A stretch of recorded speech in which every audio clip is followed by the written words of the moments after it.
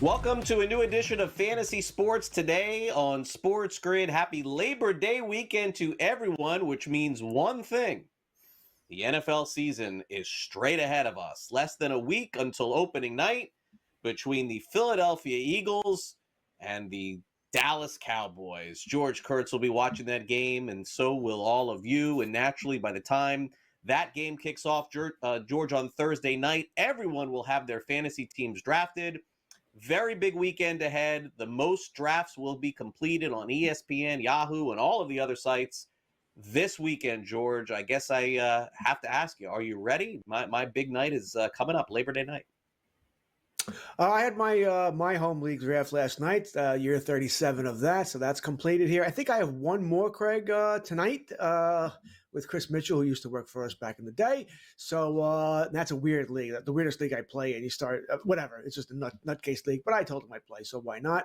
I think that's going to be it. Maybe another best ball or two I might get into, but I think that'll be it for me as far as my leagues. Am I ready for the Cowboys to play on Thursday?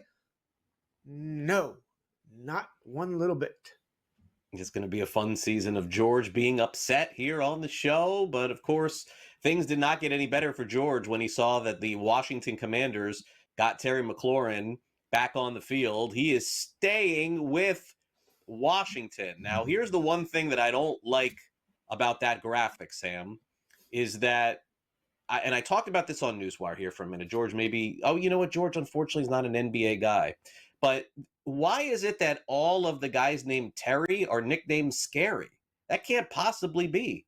Like, Sam, do you know what I'm saying? Like, Terry Rozier on the Heat is Scary Terry, too. They can't all be scary. So Terry McLaurin is Scary Terry. Terry Rozier? I mean, I don't know. I guess they all are. I mean, what a great start we are off to on this show. Rashee Rice suspended for the first 6 games of the season. So whatever suspension he was going to get looks like it was going to be longer. And they said, if you don't do this now, you're getting 8 games. So he's like, all right, I'll take my 6. Joe Mixon not going to play at the start of the season, probably going to miss several games as Houston's going to turn to good friend Nick Chubb. He's back in the mix. And Tim Patrick has been kicked around the league on like 10 different teams. He's not relevant. But Adam Thielen is back on the Minnesota Vikings after a trade. And, of course, Minnesota's trying to figure out who's going to play for a few weeks at their wide receiver too. George, I would say this, not a ton this past week happening as far as crazy trades and moves like we always anticipate every year. Maybe next year will be different, but I think for the most part, probably fair to say the Rashee Rice news, maybe that was like the biggest shoe to drop, because we were here 2 weeks ago saying, the Chiefs are lucky. They're going to get him for the first 3 games. Then all of a sudden he's going to be gone. Not the case anymore. Yeah, I think it's going pretty much the order that we have there, right? McLaurin is nice that, he's signed, all right? So he's going to play there. You're not worried about playing that game.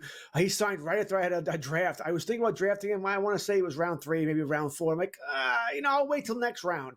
And then someone took him in between there. So I would have had him if not for the fact that he was unsigned at that draft time. So I wanted to wait a little bit for him. But that's good for Washington, good for Daniels, of course, especially for a Washington team that's expected to compete, right? Maybe they'll be the team that keeps that streak alive in the NFC East of no team winning back-to-back division titles in about 20 years there. So good for McLaurin. Rashee Rice, I think, is very important here because now we have clarity. All right. He's not going to miss your fantasy playoffs, at least not due to suspension, right? So you can draft accordingly now. He's going to miss first 6 games here. You can still draft Rice in round 8-ish, round 9-ish, and then take a lesser receiver later on, a Christian Kirk type, someone like that. And then going into the fantasy playoffs, I've got Rice. And hopefully by then, he'll be back in week 7. Fantasy playoffs start in week 14. He's up to truly, to year speed, because I don't think it's going to be great in week 7, right? It's going to take him a couple of weeks to get up to par here. So at least now we have clarity here. That being said, Craig, I'm not drafting Rashee Rice, all right? I'm staying away. I'm not touching that. I don't know what he's going to be like when he comes back. Plus, he's a good wide receiver. We're not talking just exactly. I think it's just we're so desperate for news sometimes we make things out more than they need to be. I would have saw Worthy maybe even as the better option anyway going into the season. So it's the Kansas City Chiefs wide receiver 2. You have 6 games to play in your regular season in fantasy, and you're holding on to a guy. If you are holding on to this guy and your record is 1-5 or 2-4, you wasted your time with a pick. It's not worth the risk. Honestly, it's not. If you're in the mix, trade for him later on or wait a couple of weeks. I don't know. To me, I agree with you, George. I don't see what the big deal is here. Okay, so here's a bigger deal. George mentioned McLaurin. Thank you for that. So Sam's not mad at me for skipping over a little bit of that. Let's get to the running back situation in Houston. My son, who's never drafted a fantasy football team before, he's 13 years old and did it for the first time. He wanted to do it himself. He's like, I know what to do. I know exactly who you like. I'm like, all right, I'm going to stay out of it. So, he kind of missed out. It's a shallow league, young kids, George. So he kind of missed out on a lot of the running backs. And then he says, I can pick up Nick Chubb. What's his deal? And I was like, well, I mean, it may be a pretty decent pickup because this Joe Mixon could be hurt and he could go on the PUP list or injured list or something else. Now we hear it may even be more serious that he may miss the majority of the season. And George, any running back in the NFL that gets a start is important. But here is the thing. Is it Nick Chubb or is it this kid behind him? Maybe I should go run out back into my house and tell my son to pick up the other guy there, Woody, because I was trying to explain to him, Nick Chubb was a first-round pick 2 years ago. Like, this was a great running back. Remember Chubb and Sony Michel in Georgia? Fantastic players. Can someone come back from this injury, George? Can Chubb come back from that? The problem is it's not just this injury, right? He's had other injuries as well, other major injuries as well here. I want nothing to do with Chubb. Right. Listen, we all need running backs, and running backs are desperate. And I got caught in running back hell during the draft last night. All right. So I understand where you're with the heartbeat value. I understand with the running back. But what are we expecting here? This is a throwing team. The offensive line is average at best. And that's probably being kind. They're probably way below average here, so it's not going to be many holes to run through. I think Chubb gets the start. You don't say the same thing at the Cowboys. I think Javonte Williams gets the start, but sooner or later it's going to be the younger player, Marks, who's going to take over. I think Dallas will be Jaden Blue who's going to take over. They're the better back here. As a fan, I want Chubb to play well. I do. I just don't see it, Craig. It's a very tough injuries to come back from. I don't think he'll ever be that player again. I don't think you're hoping that he falls into the end zone. Going to be a passing team that he gets those 1 yard, and that's where your value is. I think I would rather have Marks in round 12 than Chubb in round 8. That's the best way I can put it. And by the way, Damian Pierce is still there. I saw that. He could throw them in the water too. Yeah, I think Houston, George, maybe I'm off with this. I'll be off on some things. Like I said, I thought Cousins would get traded before the year and some other things too. Well, one thing that I thought I saw 2 weeks ago was that Damian Pierce was going to get cut by Houston. So I'm guessing that this Mixon, like maybe out for the season news is a little bit more extreme than they thought maybe a couple of weeks ago, because that was not something that I anticipated. Adam Thielen goes back to Minnesota. Once upon a time you could make a case for a couple of years, a wide receiver 1 in fantasy football. And even in Carolina, he came on really strong after a slow start a couple of years ago. I don't know though. Like, will he start for you in a week this season in fantasy? 1 week, George? No. I mean, listen, you want to grab him, fine. I get it. Jordan Addison suspended for the first 3 games, but you're telling me Thielen, who has never played with J.J. McCarthy, it's not like he's going back to Kirk Cousins in Minnesota. Well, okay, they know each other, great. That's not the case here. He's never played with McCarthy other than a day or two now since he got traded. So no, you want to take a flyer around 14, see what happens? Fine, go for it. But I don't see much happening here. Not before Addison comes back. I mean, I think by the time Thielen knows the offense and gets the chemistry with McCarthy, Addison's back. And then you're down, and you still got JJ there who's going to get all the looks there. I think this is probably takes away some targets for Hawkinson a little bit, so maybe I'm a little down on that maybe. Now. Yeah. But that's the only thing I see affecting here. I like Adam Thielen. Wish the best for him, but I don't see this as being really fantasy worthy. Flyer late in your draft. Yeah, that would agree. All right, coming up next, let's get into more of our team previews as we close out before the start of the regular season. George and I will hit on the Detroit Lions when we come back. You're watching Fantasy Sports Today.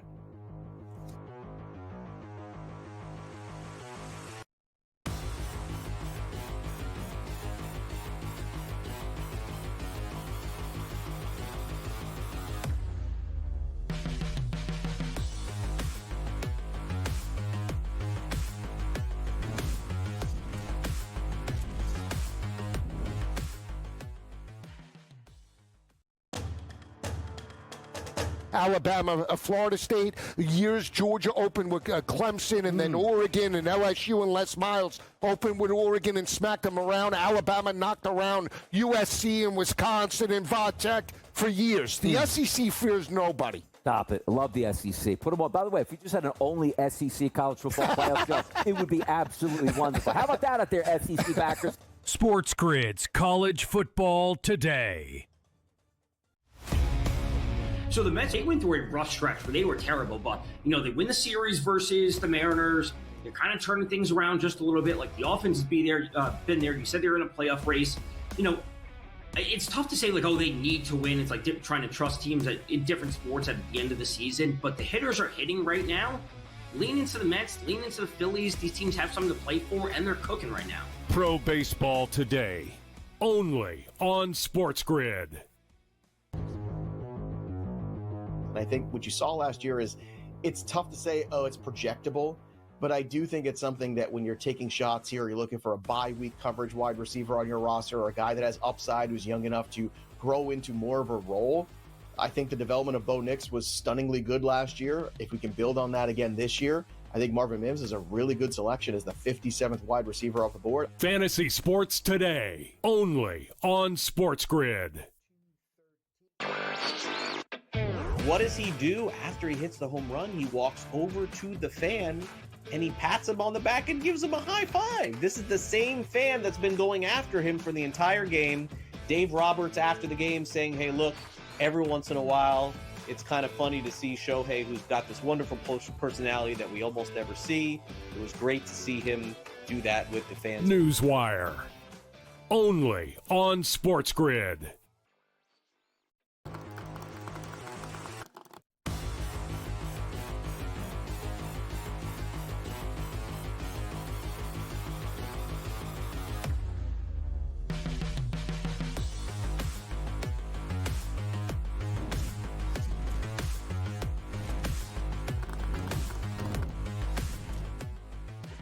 Welcome back to Fantasy Sports Today here on SportsGrid, continuing our preview of all of the teams in fantasy football, and we continue on with the Detroit Lions. George and I back with you here on the show. Let's start off, George, with arguably one of the more underrated quarterbacks in fantasy football, Jared Goff, who threw 37 touchdowns last season. I mean, that's a great number for somebody who really just doesn't get drafted inside the top 10, top 12 starting quarterbacks in fantasy football. He threw for 4,600 yards. Yeah, he's going to put up a dud or two. Yeah, if you start Goff every week, you're going to lose 1 week, he's going to have that, George. It's going to be 1 week, 1 touchdown, 4 picks. But, I mean, still for me, no issues. 2 quarterback league, start him every week. 1 quarterback league, I'll be comfortable starting him for a few weeks. 37 touchdowns, that's not bad. Oh, I'm with you. A 10-team or 12-team league. I have no problem starting Jared Goff. He's going to throw touchdowns. This is a really good team with really good wide receivers, good tight end, great running game. They're a balanced offense. This may be a team that's, I would say, closest to the Cowboys of the 90s that I can remember here, where they have threats all over the place.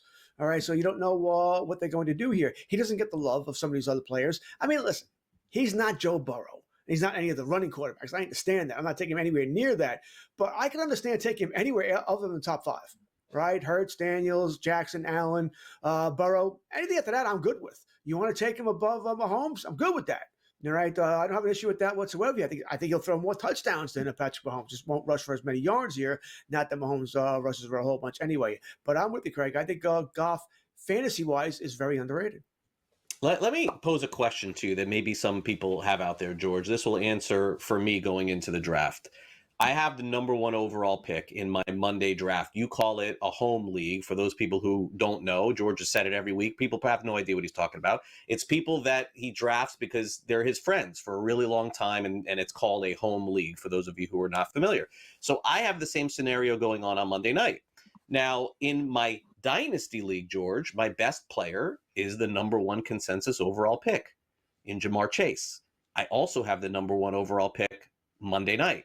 I'm thinking of drafting this guy instead, George, Jahmyr Gibbs, with the number 1 overall pick, because I've got a betting itch in my background here, and I don't want to take the same guy and run through the whole season. But some part of me is like, Craig, make it easy on yourself. Every week if you're going to win or you're going to lose. You got the best player. Montgomery is RB22, of course. That's my only hesitation here a little bit because Montgomery is still very good. Craig Reynolds eventually is going to play this year. He does every year. What would you do, George? Would you take Jamar Chase and just roll it out there? Or would you hedge a little bit and take somebody else? Maybe not Gibbs. Maybe Bijan Robinson, somebody else. Well, first, you didn't say what kind of league. Is it a PPR? It is. 12 teams. Mm-hmm. I don't think I can go away from Chase. I have him as my clear cut. Come on, they have no defense. They have to throw the ball a ton. I think your worst case, besides an injury, your worst case scenario is that he does the old Mike Irvin, keeps stepping out the 1 yard line, and Chase Brown vultures your touchdowns. And I love Gibbs, by the way, and I'm not taking. It's not Bijan, by the way. I'm not taking him because that Atlanta offensive line's got some issues. They have the right tackles out. They have another lineman who's going to be out for a bit here. A little worried there, so I would definitely take Gibbs next. But listen, if you're playing in 7 leagues and you had 7 number 1 picks, okay, I don't want Chase 6 times. I understand that. But I'm taking Chase. I'm not going to – that's my rankings. I'm not going to fool with it. I'm sticking with Jamar Chase. I expect him to have a huge year. All right, maybe that's the decision I have to make. All right, at wide receiver, I think Detroit has 2 rock-solid wide receiver ones. Amon-Ra St. Brown, I think, George, this is going to be a huge year for him. Another 100 catches, another 1,000 yards, another 10 touchdowns. But Jameson Williams is a league winner, man. I got to tell you, I think that building off last year, I mean, you talk about Jamar Chase, I think Jameson Williams could put up 1,300 yards and 80, 90 catches this season. To me, at the very worst, he's a wide receiver 2. Some leagues he's wide receiver 3. Sam Laporta, of course, top tight end. Isaac Tesla and Khalif Raymond round out their wide receivers. By the way, both players who I don't know a ton about, by the way, with Tesla and Raymond, both going to play. Lions will give 4 or 5 guys the ball on the outside. Very true. And by the way, the lesser names there, the one you want to grab, I would grab Tesla. Once again, late in your draft, you can get him for almost free. All right, he took around 13, 14, 15, get him late here, right before the kickers and the defenses go. So that's what I'd be looking at there if you want a lesser guy there. I agree with what you said about Jameson Williams to a degree here. I don't see him being a wide receiver 1, but I think he is a league winner, as you said. Yes, I agree. I think this could be the breakout year. He's a little bit of a head case. He does stupid things at times, so Campbell's got to rein him in. But if he's and plays 17 games, he's going to have some whopper games. I mean, he is that good. And the most important thing is no one's paying attention to him. Amon St. Brown, Sun God's getting all the love there, right? Because that's what defense is worried about. And you got to worry about Gibbs. I mean, he'll see a lot of cover too, so he'll be a safety playing deep there, but they're not really concentrating on him. That's just the defense they're going to play to keep everything in check. Yeah. That's why the lines are so dangerous. I totally agree with you about Jameson Williams. He's no worse than a wide receiver 2 for me. Yeah, no, I agree. And is it fair to say, George, that the Lions this season, fantasy, reality, if it's not this incredibly great season of getting to the Super Bowl, it's probably one of the bigger disappointments in the NFL. I understand Philly is the defending champs. You got to knock off them first. But after that loss to Washington in the playoffs last year, I got to believe Detroit, it is Super Bowl or bust for them. To me, when you get to the Super Bowl, anything can happen. We saw it last year with the Chiefs. But getting there to me and winning the NFC has got to be boom or bust for them. It's close. You have to at least get to the championship game. I mean, you could lose to Philadelphia in the divisional round, depending on how it works out. No one's going to say that's a bad year. But their window is it's getting smaller, right? It's closing a little bit. It's a good team. Should have lost to Washington last year. You didn't show up there. But yeah, I'm sort of agreeing with you. They got to do more damage here. Got to do more. You have a really good team. You could probably make a pretty strong argument 1-53. This is the best roster in the NFC and maybe the NFL. Without comparing it to Buffalo or someone like that. But yeah, they got to get there. It's their time. I would agree. Yeah, I would agree. And coming up next, it's maybe the team that's had the biggest change of opinion from the preseason. The Bears looked fantastic, and now all of a sudden, a lot more people are buying in on their fantasy assets. We'll break it all down for you next on Fantasy Sports Today.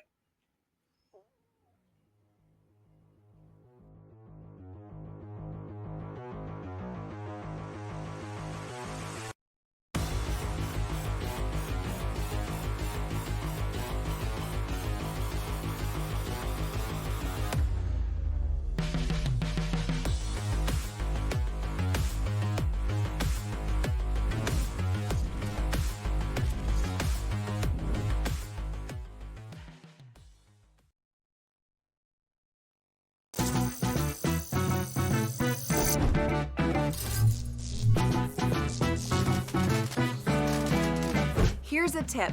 Some machines and online games have higher average payouts than others. Want to try to maximize your odds? Well, do some research online to find games which have the highest RTP or return to player percentage. So now, go get lucky. See you in Las Vegas. Let's get lucky. Devon Acham, catfishers are really tricky. I'm not saying he's going to be on the pup list or anything like that, but it is something to monitor. And he is a small running back, and I think chasing last season is just a problem. I can't take him over Derrick Henry at the end of the first round. I think it's crazy. And Ollie Gordon's a player we talked about. Here's the preseason stats for Ollie Gordon, Matt. 26 attempts, 126 rushing yards, 4.8 yards per carry, and a touchdown. Fantasy only on SportsGrid. Shohei Ohtani was minus 20,000, I believe, Tom, when we were talking last week. He's down to a minus 4,000, which I still think is fun. I don't know who say, now's the time to bet the minus 4,000 here and win some money. Schwarber's a 12-1 price, Machado 10-1, Soto 200-1. It's still going to be Ohtani's award here. They're not playing great baseball for the Dodgers, but I do find it funny. Like, what is the difference between minus 20,000 and minus 4,000? Who knows? Who's got that much money to play anyway? Pro Baseball Today, only on SportsGrid. Arch Manning is a 7-1 price to win it. You take a look at Cade Klubnik here for Clemson. He's a 9-1 price. Nussmeier. Then we see Jeremiah Smith. He ain't a quarterback, Joe. He's a wide receiver. Love those wide receivers. Yeah, Ryan Williams is another one from Alabama. But Jeremiah Smith and Ryan Williams will battle it out for best wide receiver, potentially leading their teams to a college football playoff. SportsGrid's College Football Today.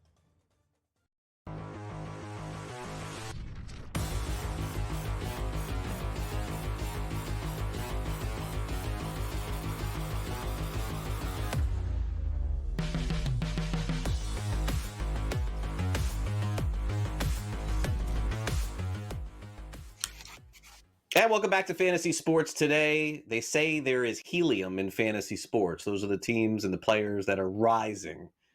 Well, George, I think we've got a rising team in fantasy. It's the Chicago Bears. Did any team look better than them offensively? I don't think so. Caleb Williams in particular had some of the Ben Johnson elixir and looks fantastic. He threw 20 touchdowns last year, 489 yards, 3,500 passing yards. A mixed bag, to say the least, but whatever we have watched in the preseason has taken the fantasy community by hold. All of a sudden, people are starting to believe that Ben Johnson can, make miracles in Chicago. Are you of that belief? Boy, this is one of those lessons we're either going to learn the easy way or the hard way this draft season. I wonder this. So Williams going as a low-end quarterback, one high-end quarterback too. But I do wonder at next year at this time, if he's in that top 7, top 8, where, he's a quarterback 1, rushing yards, or the good offensive weapons he has here. I don't think the problem was more was Williams. It was that offensive line last year was putrid, Craig. I mean, it was a jailbreak, hut, and then he's running for his life. There's no one's blocking anybody, So I think that was a big part of the problem for the Bears here, and they've fix that. Listen, it's not the best offensive line of football, but it's at least average to above average now. So they knew where the weakness was, and they've gone on to fix that. You like the weapons they've added here. All right, so I kind of like where the Bears are headed here. I don't know if I'm playing in a one quarterback league and I drafted Williams, I do want to make sure I have another quarterback just in case I'm wrong. Right, another decent quarterback here. So there is some caution here, but I kind of like where this team is headed. Yeah. So, look, I think it's definitely great to go over some of the preseason numbers and look what they did to Buffalo and some other teams and definitely applaud that. But, I mean, there's a lot to unpack with this Chicago Bears history here. And for Ben Johnson to be able to come in and turn it around would be something. At running back, George, this is a rarity here. So DeAndre Swift is RB23, which essentially makes him one of the lowest RB1s in fantasy football this year, right? I mean, it has to be. He's RB23. So is there value in that? Obviously, Houston's guy, whoever that ends up being, is going to be lower than that. And there'll be other teams too. Let's not get it twisted. The Giants probably. But DeAndre Swift, is he an RB1 in fantasy? Roshan Johnson is there. We know that Ben Johnson has used 2 running backs in the past. We also know he had familiar with DeAndre Swift. We also know that I'm sure they asked him about DeAndre Swift when they traded DeAndre Swift, George, right? Like, I'm sure that they knew that when Ben Johnson was there. So I'm wondering how this Bears running back situation is going to pan out. I think when you draft Swift, he's not the sexy guy, right? He's not like, oh, wow, I got DeAndre Swift. But everything you said is true. Once again, no one's paying attention to him. You're worried about the passing game there, stopping those guys. So Swift's sort of an afterthought. Do I think he's going to be a top 10 running back at the end of the season? Probably not. But he is someone you can get later on, round 5, round 6, and he is an RB1. And yeah, Roshan Johnson is there. You said it, but there's a reason why the first-round running backs are the first-round running backs because, yeah, they don't have much competition, right? No one's going to be battling with Barkley or Robinson or McCaffrey. That's why they're the first-round guys. But most teams in the league are going through some kind of 2 running back system. Just the way it is nowadays here. So, yeah, he's not sexy, but you don't have to spend early for him either. So I'm interested in Swift, like I said. If you went wide receiver with your first 2 picks, well, then Swift is the guy you're going to be looking at in round 3. I don't mind doing that, by the way, especially once again in PPR leagues. Half-point PPR or standard, I probably want to make sure I do a little bit better at running back here. But in PPR, I don't mind going wide receiver, than looking for a running back like Swift. Yeah, I don't know why. I mean, round 3 seems like a reach to me with Swift. I'm thinking 5, 6, 4, 5. Yeah. I don't think I get him in 6. I just think if that's what you're down to in 3, you should take the best tight end, or maybe that's when you take your quarterback. I feel like you could get him later. That's my opinion there. All right, wide receivers, real quick. DJ Moore, Rome Odunze, who they drafted, also Luther Burden. So they've upgraded the offense tremendously. This is all going to hinge on Caleb Williams, George. That's all there is to it. Agreed. Caleb lives on the offensive line. We love DJ Moore. Odunze he's going to take that next step here. And then you add Burden. It's almost a problem now, Greg, right? I mean, is there going to be enough balls to make everyone happy? Probably not. And remember, this is a good defense. This is not a bad defense. They're going to be throwing the ball all the time. They're not going to ask Williams to drop back 40 times. So that's going to be a problem as well. And not to mention, you got 2 good tight ends in Loveland and Kmet. All right, although Loveland's clearly the guy I want there. You can get him later in your draft around round 10. Kmet, a previous regime guy, never a good sign. We'll be back talking Green Bay Packers when we return on this edition of Fantasy Sports Today. So stay with us here on Sports Grid. We're back right after these messages.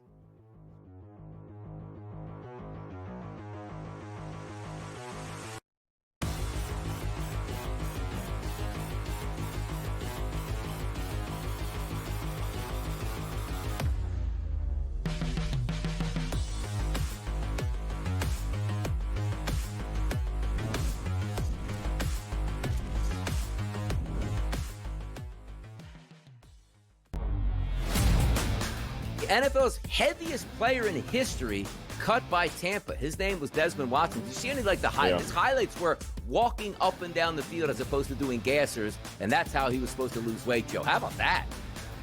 They really tried to get the guy. I mean, they really did. They put a lot of energy and effort trying to get this guy underweight and athletic enough to make a difference, but he just couldn't do it. The Early Line, only on SportsGrid. That number last year was a loser, comfortably. Jeremiah Smith in the regular season had 934 receiving yards, 10 regular season touchdowns. He had a phenomenal, and I mean a phenomenal, college football playoff, despite only having 1 catch for 3 yards against Texas. That is how good he was in those other 3 games. Game time decisions, only on SportsGrid. Netflix is back in a big way. They get Home Run Derby. What else is in store? Yeah, Craig, we told you they had a great shot at it, and if they do. Now, the deal's not done yet because there's some last-minute things. However, if the deal is done, Netflix gets Home Run Derby, Peacock and NBC get Sunday Night Baseball, and they also get the Sunday afternoon package that Peacock originally had 3 years ago, and Roku's had the last 2 years. Newswire, only on SportsGrid. Basically, their whole entire year is going to come down to the Ohio State game. I would be surprised if they were to lose any game leading up to that. So them to go undefeated is 12-1 in the regular season. That's a regular season play. So I think that's possible to go 12-0 at 12-1. To win the Big Ten championship, I think is a 9-1 play is a good number to take because if they're in the game, we can hedge off of it. In-game live, only on SportsGrid.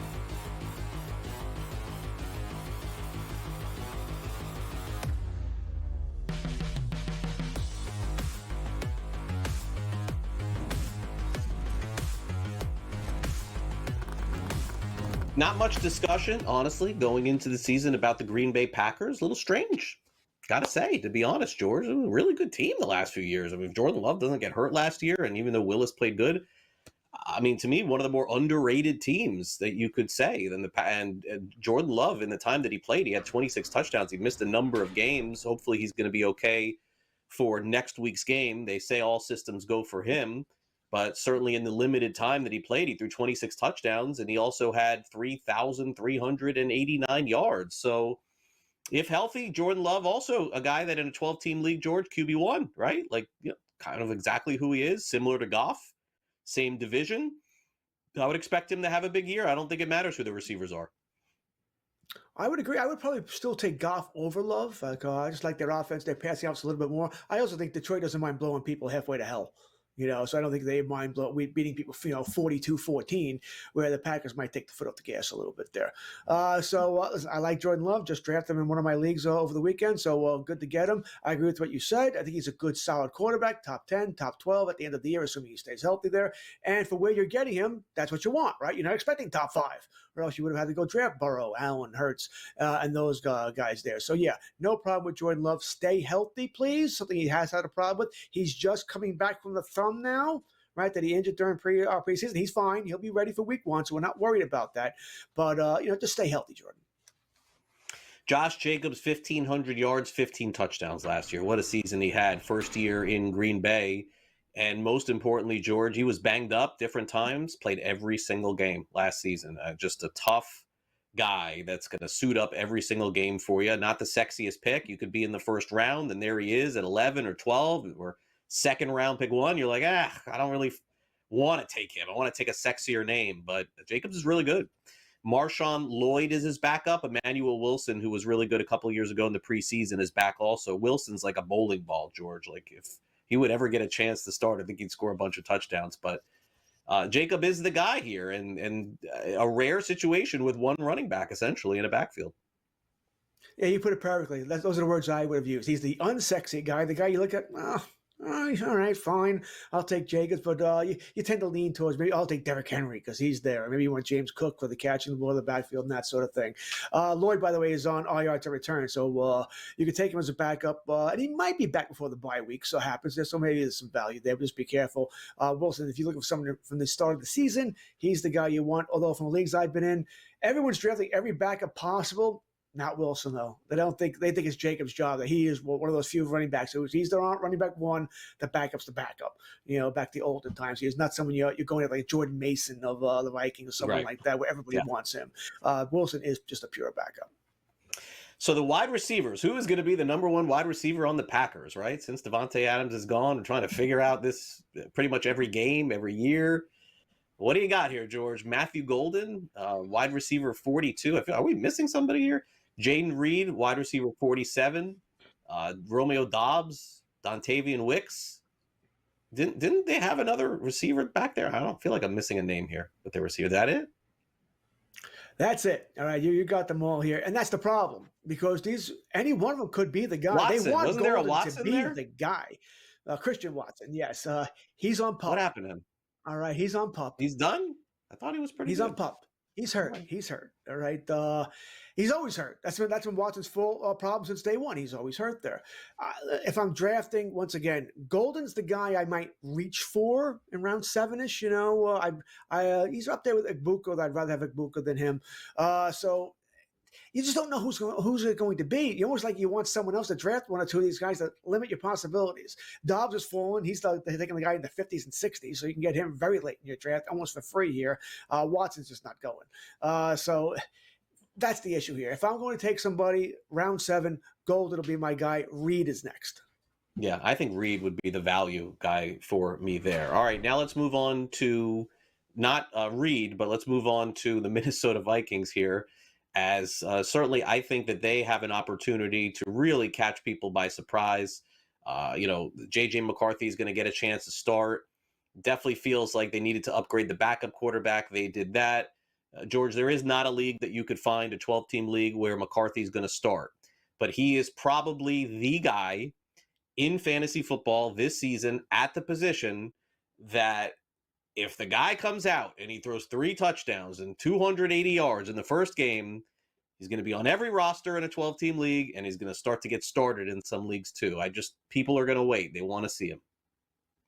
Yeah, because we don't know, right? We just don't know. Got hurt last year in preseason. He's had a decent preseason this year.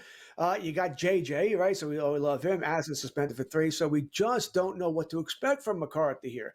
And, unless you gave him Morency, who's pretty much the president of McCarthy's fan club, no one knows. I don't know. I've got him in a super flex league, but he's my quarterback 3. So we'll see what happens there. But we just can't be sure. And by the way, this is what makes me worried about the other guys we're about to talk about, because what if McCarthy sucks? Or what if he's, right. I know he's not technically a rookie, but what if he plays like a rookie this year, where you mentioned he could have a great week 1, and then week 2 and 3, he can't complete a handoff. You just don't know what you're going to get from these guys. So I would be very, very cautious. Craig, it's why in that draft that people see running on SportsGrid, where I think I had the 2nd pick or whatever it was, it's why I took CeeDee Lamb over Justin Jefferson, purely for this reason that I just don't know if I'm willing to really trust J.J. McCarthy from the get-go. Yeah, no one really believes you on that. They know you like the Cowboys, but it's okay. The running back situation in Minnesota got a little... disparage the Cowboys. The running back situation got a little murky when they traded for Jordan Mason this offseason. Mason, a nice young player for the 49ers, who didn't want to pay him to be the backup running back there. Aaron Jones is the RB1. Mason is their RB2. Many people feel that Jones's career is not just on the back 9, but maybe the final 5 holes of his career in the golf terms. And then Ty Chandler's there as the 3rd string guy. Do you like Mason more than Jones? For the value, sure, if you're going to look at it that way, because Jones is going, once again, round 3-ish, maybe round 4 at best. People are taking Aaron Jones because no matter what you think about him, he should be the touchdown guy, right? Even though, I don't think he's going to get double digits there. But Mason you can get later on. When I mentioned earlier that, running backs are flying off the board, all the backups, people are taking backups like crazy when you get to round 8, round 9, because we all need running backs. Mason's probably at the top of that list. Because I think some people think he might take over this job, and no one expects Aaron Jones to play 17 games. Craig, he's going to be 31 in December. For a running back, I think when you put it nicely, right? Last 5 holes of his career. It's pretty much what it is here. So I'd rather have Jones, but for the value of Mason, who I think is going to play, I think this is a 60-40 split, something like that. So for the value of Mason, maybe 4 or 5 rounds later, yeah, I'd rather have him. Makes sense. All right. Jefferson was the number 1 pick in fantasy a year ago or 2 years ago. Now he's usually the 3rd pick overall, or the 4th or the 5th. And I'm a little different than George. I feel like he's quarterback proof. I'm not concerned, and I would easily have him with top 5 pick in fantasy. Jordan Addison, who we talked about, going to miss some games. He's wide receiver 38, a massive drop off on Minnesota's wide receiving core, maybe just as much or more than any team in the NFL, from wide receiver 2 to wide receiver 38. Then TJ Hawkinson is a top 10 tight end, once again in fantasy. Adam Thielen, who they just acquired, is wide receiver 60. And then Jalen Naylor, this is the kind of guy, George, where I have a feeling like I have to check what time the Vikings play, but like 1:08 Eastern, 7-0 Vikings, 60-yard touchdown, Jalen Naylor. And we all want to be like, what the bleep happened here? Like, that's that kind of guy. Other than that, I got no interest. He's the guy, when he heard about Thielen getting traded, probably went, you got to be kidding me. All right, because he would have had some fantasy value for at least a couple of weeks or a month or so, right? But now with Thielen there, that gets kind of hurt, because I guess who's he's replacing. That'd be Naylor.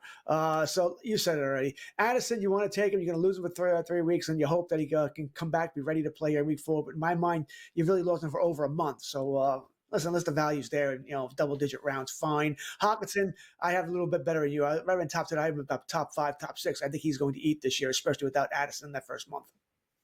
We'll be back with a little buy or sell on fantasy sports today next.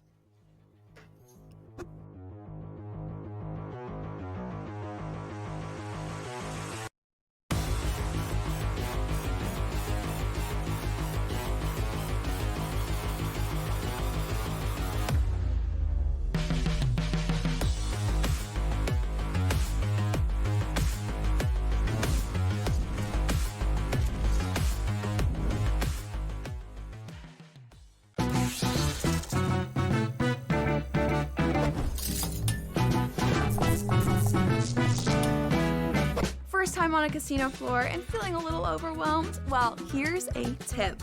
Slots and Machines have a free demo mode you can try for practice. So give those slots a spin in practice mode before you start putting down some real cash. Now, go get lucky. See you in Las Vegas. Let's get lucky.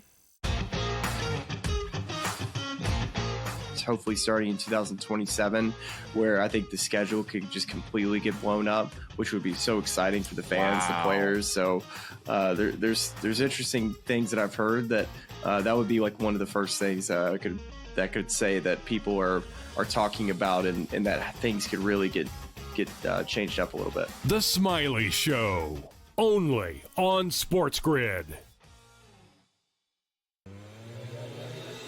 Good news, bad news, but it's the same problem when they created this problem come draft day, right? We all knew you got too many quarterbacks. It's as simple as that. Unless one guy absolutely stinks, then you still have too many quarterbacks because you still got Deshaun Watson, who's eligible to come off the IR this season if they really want to go down that road again. In-game live, only on SportsGrid. This is the moment every fan waits for. The countdown's over. The road to kickoff has begun. Play is here to stay. I'm not going to name names, Kevin. From win totals to player props, from division races to MVP debates, we've got eyes on every camp and data feeding 24/7, breaking down every angle across the league. Every pick, every edge, every line that matters. SportsGrid. Your road to kickoff starts now.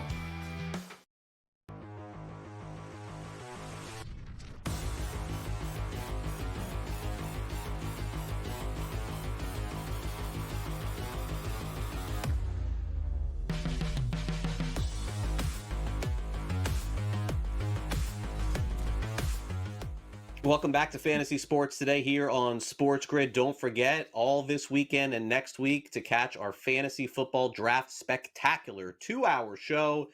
Me and George Kurtz, Joe Pisapia, and Matt Stryker. It is the four of us. We have a live draft as well. If you haven't caught it, check your local listings.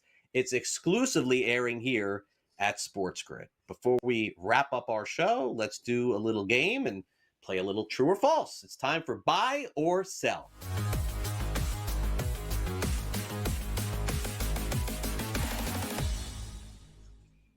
Well, George, it's another case of, was it the coach or was it the system? Gonna find out. The Detroit Lions finally had to bid farewell to their great coach in Ben Johnson, who took the head coaching gig for the Chicago Bears. So now the Lions have John Morton running things, and we're going to find out, was it Ben Johnson or is it just the system and the players in place? Buy or sell, George. The Lions offense will have as much success under John Morton than they did last season under Ben Johnson. Buy or sell? A lot of brain drain there for the Lions, right? You lost Johnson, you lost Aaron Glenn. It's a lot to lose both their coordinators. The Eagles went through that a couple of years ago. So it's a lot to ask when you lose everybody. That being said, you got Jared Goff, Jahmyr Gibbs, Amon St. Brown, Jameson Williams. Sam Laporta, one of the best offensive lines. I buy this. I don't think it's going to see that much of a drop-off. Craig, maybe we don't see the fun plays they were doing, the offensive linemen catching passes and stuff like that, and, the rubbing the stuff in. And when the game's out of hand here, they're just running plays that, that was something we might do in the Sandlot, right? That sort of thing. But I'm buying this. I think the offense is going to be just as good. There's too many good players. And this is not a knock on Johnson, by the way. I think he got the most out of them, but I think more. And listen, it ain't broke. Don't fix it, Johnny. I'm going to say... I'm going to buy. I'm buying this. I think the Lions will flourish under John Morton. I think Ben Johnson has a chance to succeed also. But it's like diving into the system, and you think about all those New England years with the different personnel, and as long as the coach was there, as long as the quarterback was there. I got Dan Campbell there. I got Jared Goff there. Coordinators came and went from New England left and right. They came back a couple of million times too. Lions will be fine. I'm going to say bye. Let's go now to the Minnesota Vikings. Justin Jefferson is going to catch balls this season from J.J. McCarthy. Remember last year was Sam Darnold. Justin Jefferson will experience the least productive season of his career because of J.J. McCarthy. Well, by number, his least productive season was 23, 68, 1,074, and 5. Granted, he only played 10 games, but the question doesn't say anything about full season. So if you go by those numbers, hey, gotta be a little lawyerish here. If you go by those numbers, then no, this will not be his least productive season. I think he'll beat those numbers here. Do I think he's going to have an oh my God, the best season of his career? No, I think he'll pay off for you at number one. I just don't see the upside here with JJ because we just don't know. The term quarterback proof, well, if the quarterback can't get you the ball, then it doesn't matter. Right? It doesn't matter how good a receiver you are. Quarterback has to be able to get you the ball. That being said, I do think McCarthy will, let's face it, you're looking for JJ. You and I already discussed here. Addison's gone for a couple of games here. They don't really have a number 3. Thielen, fine. You do have a nice tight end here. The running game could be solid here. Like I said, I don't think he'll have the least productive season of his career. If the question was how it should have been with the injuries, I might have said yes, because then it would be 88, 1,407. So then I might have said yes. The question better. I'm going to say sell. I think McCarthy's quarterback proof, I think Jefferson is quarterback proof. I don't think it matters who's back there. I think that if Jefferson played with Gardner Minshew, he'd still get 1,500 yards and 15 touchdowns. To me, he is, outside of Chase, the very best receiver in the NFL, and I can make the case that he could be, with Joe Burrow, he may be better than Chase. So I am not worried. I think at least 1,200 yards and 10 touchdowns are coming. Now, George's wait a second. That's not worth the second or third pick in the draft. You're probably right, but it's still a good season, and the upside is a lot more to me than the downside. I don't think it's going to be less than what I just gave you, so I'm going to sell. Okay, the hot team in reality in the preseason were the Chicago Bears. I think their season win total may have moved up more than any other team. Buy or sell, George? The Bears will make the playoffs this season. Buy or sell? One of the greatest rants ever. He just wanted to win another game. They're not going to win the division. All right. So you look at one of the wild card spots here. So they're battling, in my mind, with Washington. Whoever doesn't win their division, let's just say for giggles, Detroit wins the division. So they're battling with Green Bay, Minnesota. Then you probably maybe San Fran or the Rams. Whoever doesn't win that division, I'm gonna sell this. I think they're gonna be the first team out, Craig. I think they're gonna be 8. I just think they go maybe a year. They're building here. Bad season last year. You come close this year. Next year you make the playoffs here. Who am I taking out of the playoffs? Am I saying Green Bay doesn't make it? You just said it. No, you just said it. That's why I'm going to fight you on this. Yes, I'm taking Minnesota out, and we don't know if that's going to happen. But if I said it happened, you'd be like, okay, correct. You'd be like, all right, I could see it. Correct or incorrect? No, correct. I can see Minnesota not making it. Now I just eliminated Minnesota. Now, you know what I'm going to do? I'm going to give you the Rams. I'm eliminating them. You could see that, right? Sure, Stafford, yes. Okay, so I'm buying. I'm not buying you dinner, but I'm buying. Packers will have a top 12 fantasy. If it was chicken parm, I would buy. The Packers, who we can't name their backup, or at least I can't, because I'm just bad at this. I can name their backup kicker. The Packers will have a top 12 fantasy receiver this season. Stop laughing. God. Buy or sell? Anybody who follows the show, if you know the inside joke that's going on. They don't know. Got to get a jersey. Got to get an Anders Carlson jersey. Just have to do it. You're selling. Move on. Yeah, this is an easy sell for me. And I like. Sorry. All right, I like Golden, but top 12, that's asking a lot here. No. Yeah, no good. Yeah, I think Green Bay is going to be good. I think they're going to make the playoffs. I think they'll mix it up a little bit. I'm selling this. That's not happening. We'll be back to wrap things up on fantasy sports today in just a minute from now with the SportsGrid 60.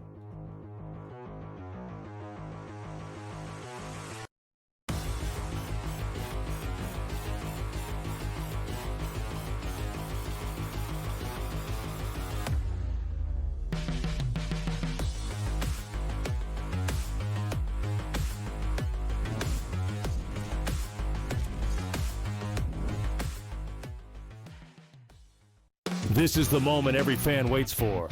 The countdown's over. The road to kickoff has begun. play is here to stay. I'm not going to name names, Kevin. From win totals to player props, from division races to MVP debates, we've got eyes on every camp and data feeding 24/7, breaking down every angle across the league. Every pick, every edge, every line that matters. SportsGrid. Your road to kickoff starts now. The Pirates use that thing, Joe. It's like once every 15 years, we'll hope for the perfect storm with lightning in a bottle, then we'll try to rebuild it again. Enough, man. In this day and age, with the prospects that you can certainly have by stinking every year and top flight talent like you see in Paul Skeens, it's just a shame and it gets on my nerves. Like for me being a Phillies fan, I think it's hilarious. Like I never want Pittsburgh to be good. Why? Not because it's a rivalry. It's just a team you don't have to worry about in the playoffs when your team can make the playoffs. The Early Line, only on SportsGrid. There's no way you're going to have a team with 63 wins and two other teams with 55 and probably another two that are between 49 and 52. So there's got to be some pullback a little bit, right? Under 62 and a half wins for the Oklahoma City Thunder. Betting above the rim, only on SportsGrid. The sharpest football contest show in the land, the Las Vegas Football Contest Show, focuses on Circus Sports Million, Circus Survivor, and the Westgate Super Contest, handicapping the games and releasing our contest picks every week of the season.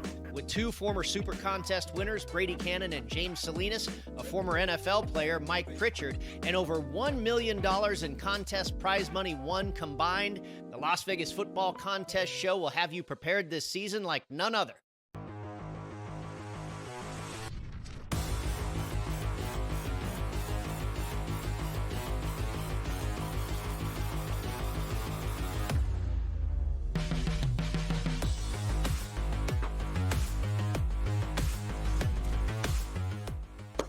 Welcome back to Fantasy Sports today. Maybe the biggest trade in the last couple of weeks was the one that sent Brian Robinson out of Washington in purgatory in San Francisco. He's not getting even drafted in a lot of fantasy leagues right now. It kind of went from a starter to done. So now all of a sudden, Washington has this kid, Bill Krosky-Merritt, at running back, who, you know, look, you're going to find somebody who claimed that they said that he was going to be great, but they didn't say it. They just said it in their head, and now all of a sudden they'll tell you on Twitter that they said it. Here are some players that are projected for more rushing yards than him, and he's technically one of two guys, or three if you count their third string running back, that'll get 21.5 yards or more. Daniel Jones, Drake May, Kareem Hunt, Caleb Williams. So either we are all missing something on this player, or he is a nothing going into the fantasy football season. It's a tough one. Where are you at with this guy? Like, I mean, I saw a draft, did a mock the other day just to prepare. He went in the 6th round. I'm like, whoa, like he was like a 14th round pick a month ago. I have no problem moving him up. You said 14th round pick, fine. You can move it around 10. You know, he is more in the mix now than he was. All right, so no problem with that. But he's not the starting running back. You still have Austin Eckler there. And by the way, Rodriguez, who we don't talk about, he could be the bruiser. I agree. He could be the touchdown guy. So where's your upside? You know, without an injury here. Like I said, I am somewhat interested, but as you're sort of hinting here, I'm not going to have him in any league because he's going way too early. He's going around 6, round 7, and I'm not taking him there. I don't care how desperate I am at running back. There was somebody else there who's just in the same category that I'm likely to go with here. So, like I said, I had no problem moving him up, Craig, but I think it's gone crazy. Like goes into the next John Riggins. All right, and I just don't see that. There's just too many cooks in the kitchen here. And by the way, another thing you need to realize, the Washington offensive line, I mean, they traded with Laramie Tunsil. You know, so that helps here, but we're not talking a bunch of brick buildings here. It's going to be an issue here. So, no, like I said, I don't have him anywhere right now. And whatever leagues I have left to draft in, I doubt I'm going to have him because the love has just gotten crazy. Yeah, you know what I would say, George? If this is truly the Cliff Kingsbury offense, and it does feel like it is, okay? It feels like they have given him control over it. They had a great year. George, I got news for you. This just in, he's going to be a head coach of the NFL again next year. After this year, he's going to be. James Conner was the guy. So it's like Rodriguez, honestly. Like, I think that guy may be the guy in Washington. I think that every time they get in the 5, he's going to start running the ball. I don't even know if this guy Krosky Merritt's going to be anything. Eckler is a better player. I agree. Okay, so let's wrap up the show as we got a couple of minutes to go, and let's hit you up with the SportsGrid 60.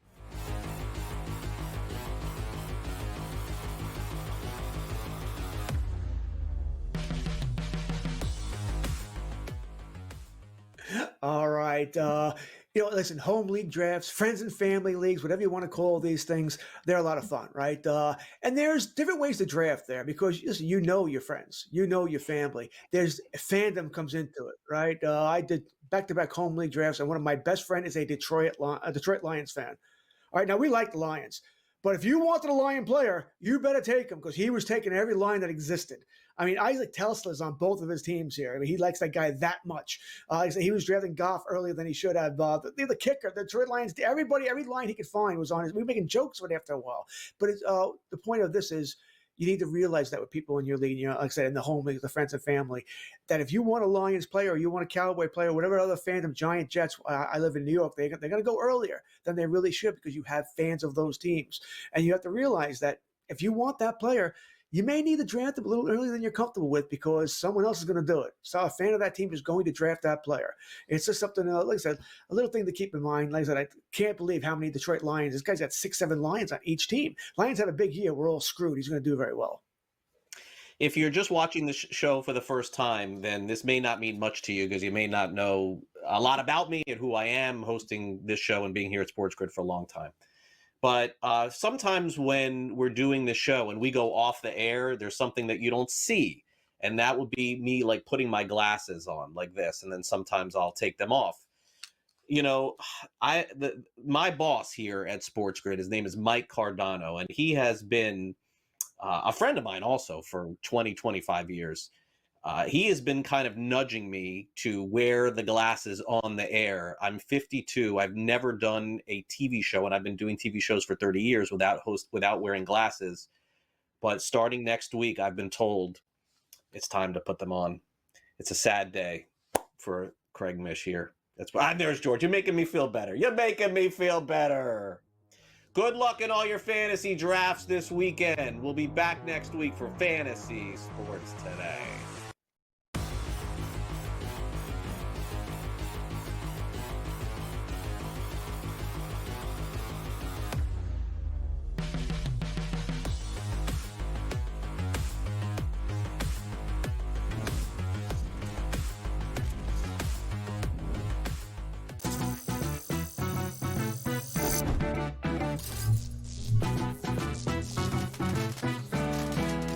Playing online blackjack and want to try upping your odds? Well, here's a tip. Cheat cards tell you statistics for whether you hit or stand on every move. If you're into stats, this could be your ticket to winning. And it is totally legal. Now, go get lucky. See you in Las Vegas. Let's get lucky. The Pirates use that thing, Joe. It's like once every 15 years, we'll hope for the perfect storm with lightning in a bottle, then we'll try to rebuild it again. Enough, man. In this day and age, with the prospects that you can certainly have by stinking every year and top-flight talent like you see in Paul Skeens, it's just a shame, and it gets on my nerves. Like, for me, being a Phillies fan, I think it's hilarious. Like, I never want Pittsburgh to be good. Why? Not because it's a rivalry. It's just a team you don't have to worry about in the playoffs, and your team can make the playoffs. The Early Line, only on SportsGrid. The NFL has ruined the concept of trade requests. It's not real. It's just a negotiating tactic.